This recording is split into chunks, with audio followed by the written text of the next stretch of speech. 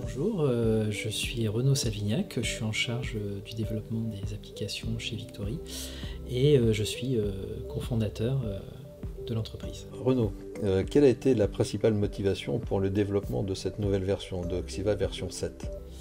Alors la principale, alors il y en a plusieurs, a été d'abord de moderniser l'interface. Et surtout de proposer une meilleure expérience utilisateur. Par exemple, la façon dont nous chargeons l'information et les pages pour les utilisateurs, précédemment, à chaque changement de page, l'intégralité de la page était chargée. Et là maintenant, nous ne chargeons que le contenu nécessaire, c'est-à-dire qu'on optimise le chargement et donc on améliore la fluidité de l'expérience pour l'utilisateur. Donc ça veut dire que pour les utilisateurs de la plateforme Oxiva, finalement, le fait de passer sur cette mise à jour version 7, on va avoir une plus grande fluidité, un Oxiva qui va se charger plus rapidement, donc ça va être plus agréable. Plus agréable, exactement. Quels sont les retours clients notamment, ou les retours de marché qui ont poussé finalement cette mise à jour, hormis la notion d'interface dont on a parlé? Alors, le point le plus important qui nous était remonté, c'était certaines limites dans la personnalisation. À la fois sur les écrans, alors sur certains écrans, sur les assistants par exemple, avoir plus d'objets d'OxyJet pour les tableaux de bord, donc de vraiment personnaliser la présentation, par exemple la synthèse société, et aussi plus de processus, c'est-à-dire de pouvoir réaliser des actions après les événements. Par exemple, pour le service client, au changement d'état d'un ticket, pouvoir prévenir l'équipe technique en charge de ce ticket qu'une nouvelle information est arrivée, par exemple. Et si je vais un tout petit peu plus loin dans l'idée de l'automatisation pour le service commercial, est-ce que ce workflow va nous permettre, par exemple, de faire évoluer automatiquement le statut ou le potentiel de réussite, le taux de réussite d'une affaire? Par exemple, une affaire qui dure dans le temps va voir son taux de réussite ou sa probabilité de réussite baisser. Oui, ce sont des choses qu'on pourra faire aussi. Alors je rajoute aussi par exemple la clôture automatique de tickets sans nouvelle activité, au bout d'un temps donné, ce genre de choses qu'on pourra faire. Quelles sont les valeurs ou la philosophie qui ont guidé le développement de cette nouvelle version? Alors les valeurs et la philosophie, alors je reviens toujours à l'expérience utilisateur parce que c'est quand même notre moteur. L'idée de conserver une interface simple, intuitive et on va dire continuer à limiter le nombre de clics. Alors on a présenté différemment mais en restant le plus simple possible au niveau de l'interface, en limitant les messages intempestifs aussi qu'on pouvait avoir à certains endroits, c'est-à-dire que l'information est plus facilement compréhensible par l'utilisateur. Quelles sont les principales nouveautés dans cette version 7 par rapport à la version précédente? Alors les nouveautés, on en parlait à l'instant, le workflow qui est un nouvel outil qui va permettre justement l'automatisation et de finalement personnaliser ses process. On va avoir l'intégration d'IA pour faire des demandes par exemple sur les informations société, avoir un compte rendu sur la société. Alors ça apparaîtra à d'autres endroits, utiliser l'IA aussi pour compléter des textes ou en tout cas corriger des textes. La prise en charge des langues étrangères et surtout des alphabets non européens, je vais dire, donc le cyrillique, l'arabe, l'hébreu et d'autres alphabets, ou en tout cas d'écriture asiatique par exemple. La connexion avec les outils Microsoft, par exemple pour l'agenda, de pouvoir directement synchroniser avec l'agenda sans utiliser d'outils extérieurs comme on avait auparavant. L'interface en elle-même aussi, parce qu'il y a beaucoup de nouveautés par exemple sur la gestion des listes avec le mode carte et la personnalisation des vues sur les listes, donc chose qu'on ne pouvait pas faire auparavant. J'ai cru, comme ça en laissant mon petit doigt traîner dans le bureau des développeurs, j'ai cru comprendre qu'il y avait une partie de sécurité très importante qui avait été mise en œuvre et une refonte complète du système de sécurité pour qu'Oxiva puisse répondre à la fois à des besoins utilisateurs dans des entreprises de petite taille, ou d'aller vers des entreprises structurées sous forme de groupe avec des têtes de groupe, des filiales, des sociétés mères, filles, etc. Alors, on rajoute en effet une nouvelle approche unité organisationnelle, alors pour les puristes business unit, qui va permettre de gérer des droits à ce niveau-là. Alors en tout cas une approche sur la sélection et la consultation des informations d'entreprise.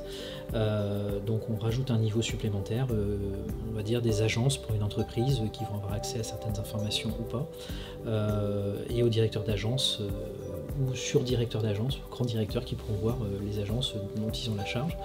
Mais aussi une nouvelle approche sur les droits alors utilisateurs et groupes en direct, liée à on va dire une arborescence qui va reprendre finalement les menus et le fonctionnement d'Oxiva, et sur lesquels on pourra sélectionner les différents droits alors qui existaient avant mais de façon beaucoup plus sporadique. Là on va pouvoir le gérer à l'écran et au droit. Et donc on est capable d'aller également jusqu'à la définition des écrans de saisie, donc d'ajouter des informations, de masquer des informations, d'autoriser un utilisateur à venir faire soit une modification, soit lui imposer de venir faire une saisie particulière dans un champ particulier. Oui, tout à fait. On va pouvoir sur les champs, alors masquer un champ globalement sur le dossier, c'est parce qu'il n'est pas utilisé, ou le masquer que pour certains utilisateurs. Et en effet, dans les ajouts fonctionnels de personnalisation sur un dossier en standard sur une information qui n'est pas obligatoire, la rendre obligatoire pour certains dossiers qui ont ce besoin d'information-là pour enrichir leur base de données. Tout à l'heure, Renaud, tu as parlé d'une version multi-alphabet, multilingue. Concrètement, qu'est-ce qui a été modifié dans la base de données pour répondre à cet enjeu ? Alors pour permettre cela, nous avons modifié la structure de la base de données. Donc en fait, au moment de la migration, chaque dossier recevra un certain nombre de requêtes, pour parler un peu technique, qui va modifier finalement le format dans lequel la base de données, en tout cas les données dans la base de données seront enregistrées. Et pour gérer, alors je vais citer le mot l'Unicode, qui est un format général qui permet de gérer tous les alphabets, voilà ce que l'outil ne permettait pas précédemment. Quid d'une entreprise qui pourrait retrouver et avoir des utilisateurs ou des agences qui sont sur plusieurs fuseaux horaires, donc comment ça va se passer ? À présent, les dates-heures seront enregistrées au format UTC tout court et seront converties donc, à l'heure de l'utilisateur en cours. Le produit Oxiva est reconnu et connu pour être un CRM parfaitement interfacé avec 7G100. Le connecteur 7G100 a même été positionné comme étant le meilleur connecteur dans l'univers CRM avec les produits Sage. Quelles sont les améliorations qui ont été apportées au niveau du connecteur ? Alors au niveau du connecteur et dans son intégration avec cette nouvelle version, on a encore optimisé la rapidité de temps de réponse, donc ça sera un peu plus rapide. Et aussi on ajoute de nouvelles fonctions, donc, par exemple la remontée du compte, donc des échéances clients, qui pour l'instant est uniquement consultation, donc on va les remonter pour pouvoir proposer aux utilisateurs de faire des stats sur le reporting avec. On va pouvoir, alors, si le droit est accordé à l'utilisateur, modifier le modèle de règlement d'un client et aussi permettre aux utilisateurs, toujours pareil, sous réserve de droit, de modifier le pourcentage de remise du client sur des familles articles. Voilà, ce sont des demandes que l'on avait et qu'on va intégrer.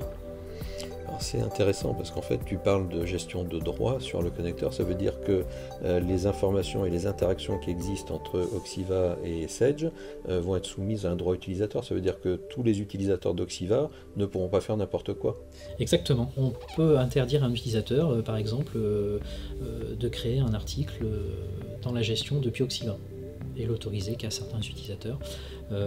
Pareil pour la consultation, par exemple des factures, ne pas autoriser la consultation des factures ou la consultation des échéances. Je parlais des règlements tout à l'heure, de pouvoir ajouter un modèle de règlement ou pas.